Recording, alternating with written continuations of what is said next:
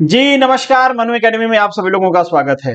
हमारा ये जो सेशन है ना, ये जीपीएससी के जीएमसी गांधीनगर म्युनिसिपल कॉर्पोरेशन में जो डबल ए की वैकेंसी है, मैकेनिकल और ऑटोमोबाइल इंजीनियर, जिसमें एलिजिबल है डिप्लोमा बीटेक दोनों एलिजिबल है। डिप्लोमा की हो तो 2 ईयर का एक्सपीरियंस चाहिए, बीटेक अगर आप फ्रेशर हो तो भी एलिजिबल हो। इसका इन्होंने एडवर्टीजमेंट सिलेबस दोनों रिलीज कर दिया है।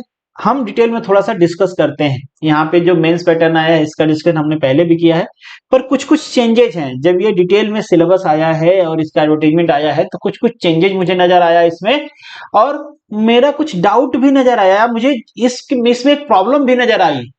होप सो कि आपने पढ़े होंगे तो आपको भी शायद अगर वो प्रॉब्लम होगी तो नजर आ गई होगी, या फिर मेरा इंटरप्रिटेशन गलत होगा। तो देखते हैं क्या है। आप भी कमेंट बॉक्स में लिख सकते हो। डिटेल में बताता हूं आपको, बुक कौन सी पढ़नी है, मटेरियल कहां से फॉलो करना है, हमारे लिए आपके पास क्या है, वो सारी बातें करेंगे। आगे बढ़ते हैं एडवर्टीजमेंट पे। अब ये है इसका एडवर्टीजमेंट। डायरेक्टली मैं उसके अंग्रेजी वाला जो वर्जन है वहां पे आ गया हूं ताकि मुझसे कोई गलती ना हो।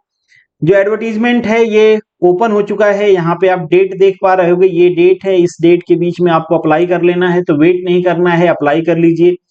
नंबर ऑफ वैकेंसी आपको यहाँ पे नजर आ जाएगी कैटेगरी वाइज।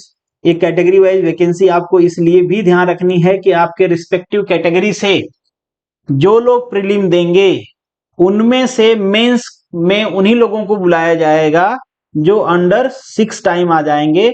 मतलब जो वैकेंसी है प्रीलिम के बाद, प्रीलिम एग्जाम के बाद स्क्रूटनी में मेंस एग्जाम के लिए वही लोग एलिजिबल माने जाएंगे जो लोग टॉप 6 टाइम्स के लिस्ट में होंगे। मतलब यहाँ पे अगर 6 वैकेंसी है तो 36 लोगों को बुलाया जाएगा मेंस एग्जाम के लिए। वैसे ही यहाँ पे 6 लोगों को बुलाया जाएगा, यहाँ पे 18 लोगों को बुलाया जाएगा। कैटेगरी वाइज 6 टाइम लोगों को बुलाया जाएगा। अगर आप उसमें फॉल करते हो तो ही आप मेंस दे पाओगे, अदरवाइज नहीं दे पाओगे। मतलब यहाँ पे जो पूरी फाइट है वो होने वाली है प्रीलिम्स एग्जाम के लिए। प्रीलिम और मेंस के लिए आपको घबराना नहीं है, क्योंकि जो सिलेबस है वो काफी हद तक सिमिलर है, कुछ चेंजेस के साथ। वो बताता हूं आपको, और प्रॉब्लम क्या है वो भी बताता हूं। जो मैंने आपको यहाँ पे डिटेल बताई है वो डिटेल नीचे मेंशन होगा, मैंने रीड आउट किया है। अब मुझे पता नहीं मैंने हाईलाइट किया है या नहीं किया है। ये 3 ईयर के लिए कॉन्ट्रैक्ट बेसिस पे आपको रखा जाएगा। ये आपको पता ही है, जो क्लास 3 होता है जनरली गुजरात में वैसे रखा जाता है। ये आपकी सैलरी मेंशन किया गया है, पर आप वेट कर रहे होगे कि जल्दी से मैं जंप करूं आपके सिलेबस डिस्कशन पे, पर थोड़ा सा वेट कर लीजिए। कुछ डाउट मैं बता रहा था ना, वो पहले आपको बता देता हूं कि क्या है। जैसे यहाँ पे प्रीलिम एग्जाम का पैटर्न मेंशन किया गया है, इसमें कोई डाउट नहीं है, ये ऑब्जेक्टिव पैटर्न है। मतलब ये ऑब्जेक्टिव एग्जाम है। देखिए एग्जाम पैटर्न में साफ साफ मेंशन किया गया है कि ये ऑब्जेक्टिव इन नेचर का होगा। जनरल स्टडी के 100 क्वेश्चंस होंगे, 100 मार्क्स का। 200 आपका जो रिस्पेक्टिव सब्जेक्ट है, जैसे मैकेनिकल की हम बात कर रहे हैं तो मैकेनिकल ऑटोमोबाइल से होगा, सिलेबस उसका आ चुका है।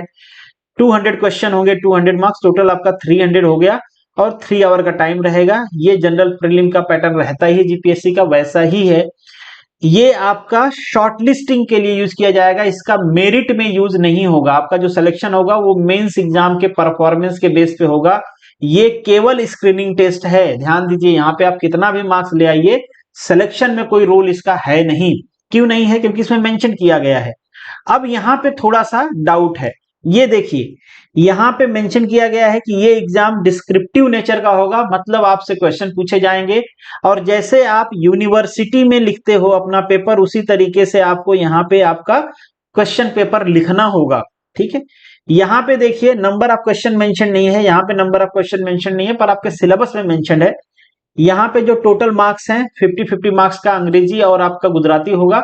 डिटेल में सिलेबस में मेंशन है कि निबंध क्या है, जो ऐसे राइटिंग है वो कितने मार्क्स की है, लेटर राइटिंग क्या है, रिपोर्ट राइटिंग क्या है, ग्रामर कितने नंबर का है, वो आगे मैं दिखाता हूं। एक डाउट यहाँ पे है, यहाँ पे देखिए जो मार्क्स है वो 100 मार्क्स का दिया गया है। आवर कितना दिया गया है? 3 आवर दिया गया है। ये टोटल मिला के इन्होंने कहा है कि 200 मार्क्स का है। पर जब आप इसका सिलेबस देखोगे तो वहां पे आपकी चीजें अलग नजर आएंगी। क्यों नजर आएंगी आगे आपको दिखाता हूं, ध्यान रखना। और यहाँ पे भी आपको एक लूप फॉल दिखेगा, मतलब क्लियरिटी नहीं दिखेगी कि क्या कहना चाह रहा है ये सिलेबस। यहाँ पे तो बता दिया उन्होंने क्लियरली कि ये डिस्क्रिप्टिव नेचर का होगा। इसके बारे में सिलेबस क्लियर है, इसके बारे में सिलेबस क्लियर नहीं है। मैं बताता हूं क्या प्रॉब्लम है। होपफुली कि अगर वो प्रॉब्लम होगी तो उसको हटाया जाएगा। और ये मैं आपको बता रहा था कि 6 टाइम जो है कैटेगरी वाइज शॉर्टलिस्ट किया जाएगा मेंस एग्जाम के लिए। मेंस एग्जाम में कितने टाइम लोगों को शॉर्टलिस्ट किया जाएगा, 6 टाइम में। यहाँ पे साफ साफ मेंशन किया गया है, marks obtained by the candidate in the prelim examination shall not be considered to be a final selection list. नहीं कंसिडर किया जाएगा। The final result will be published based on the marks obtained by the candidate in the mains examination. ठीक है, इतनी चीजें समझ में आ गई। अभी तक इसमें कोई डाउट नहीं है, आपको भी कोई प्रॉब्लम नहीं है। प्रॉब्लम कहां से स्टार्ट होता है, वो स्टार्ट होता है सिलेबस से। जब हम सिलेबस देखते हैं, पहले देखते हैं कि जो आपका स्क्रीनिंग टेस्ट है, मतलब जिसे हम प्रीलिम एग्जाम कह रहे हैं, क्या इसके सिलेबस में कोई प्रॉब्लम है, जवाब है कि नहीं। देखिए पहले वहां पे भी ऐसे मेंशन था 100 क्वेश्चंस होंगे, इसके 200 क्वेश्चंस होंगे, 200 marks, 100 marks, total 300 marks, time भी दिया है, कोई प्रॉब्लम नहीं है। जैसे वहां पे मेंशन था वैसे ही यहाँ पे मेंशन है। अब यहाँ पे देखिए, यहाँ पे तो डिस्क्रिप्टिव मेंशन है, वहां पे भी मेंशन था। यहाँ पे 50-50 क्वेश्चन डिवाइड है, वहां भी मेंशन था 100 मार्क्स, और ये टोटल 200 मेंशन है, टाइम भी मेंशन है। एज इट इज आपने देखा कि आपका जो एडवर्टीजमेंट है वहां पे मेंशन है, सेम चीजें यहाँ पे मेंशन है। अब नीचे आ जाइए, यहाँ पे मुख्य लिखित परीक्षा संबंधित जो प्रश्न है वहां पे मेंशन किया गया है। प्रश्नों की संख्या 10, 5, कितने मार्क्स का होगा, 5 नंबर, ये कितने मार्क्स का होगा, 10 नंबर, टोटल 50 हो जाते हैं, ये भी 50 हो जाता है।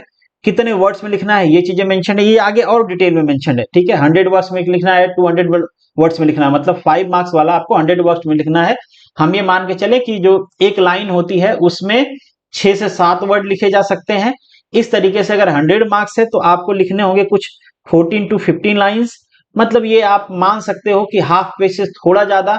उसी तरीके से 200 मार्क्स है तो ये फुल पेज से थोड़ा ज्यादा, या फुल पेज कह सकते हो, बहुत क्लोज क्लोज लिख रहे हो। ये डिपेंड करता है कि आपकी लाइन स्पेसिंग क्या है, आप वर्ड कितने लिखते हो, ये उस बात पे डिपेंड करता है।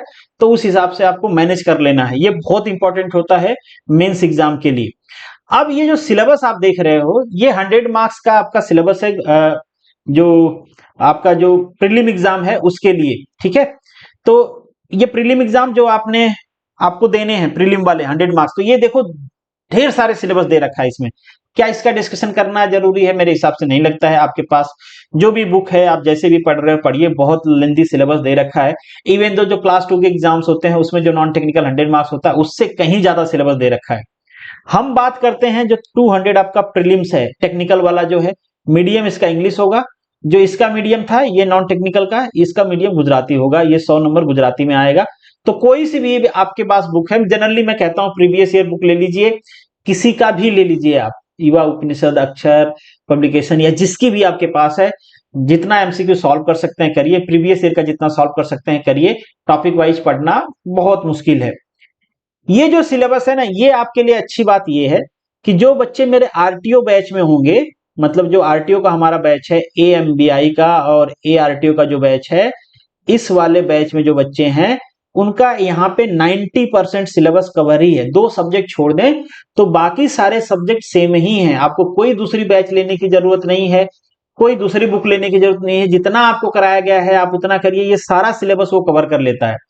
अगर आपने नहीं लिया है, आप परचेज करना चाहते हो, तो यहाँ से आपको मनु एकेडमी सर्च करना है, मनु एकेडमी पे चले जाना है, यहाँ पे कोर्स में चले जाना है, या तो आपको मनु एकेडमी ऐप डाउनलोड कर लेना है। मनु एकेडमी ऐप सर्च करिए, प्ले स्टोर पे डाउनलोड कर लीजिए। एप्पल यूज करते हैं तो माई इंस्टीट्यूट डाउनलोड कर लीजिए, उसमें जो ऑर्गेनाइजेशन कोड है TXXYT डाल दीजिए, वहां पे आ जाएगा।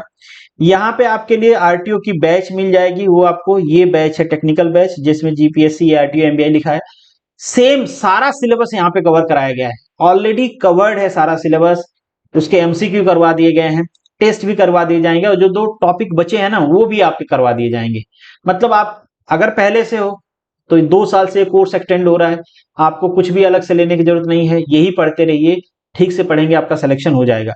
वहां पे ये कवर है, एज इट इज सिलेबस है। ये आरटीओ का मैच करोगे तो आप एज इट इज, कुछ भी चेंजेज नहीं है, ये सारा सिलेबस ये आरटीओ वाला कॉपी पेस्ट है। यहाँ पे आईसी इंजन है, मटेरियल मैन्युफैक्चरिंग है, ऑटोमोबाइल है, कंप्यूटर एडेड है, ये as it is syllabus copy paste है आपके एआरटीओ का जो 2020 वाला सिलेबस है, सॉरी एएमबीआई का जो 2020 वाला सिलेबस था उससे। ठीक है, ये चीजें ऐड हुई है, एक इंडस्ट्रियल इंजीनियरिंग ऐड हुआ है, एक ये वाला टॉपिक ऐड हुआ है। तो ये वाला टॉपिक आपका आ जाएगा, ऐड भी है उसमें, इसके काफी सारे टॉपिक मतलब ऐड ही है, नियर अबाउट ये पूरा सिलेबस उसमें ऐड है ऑलरेडी।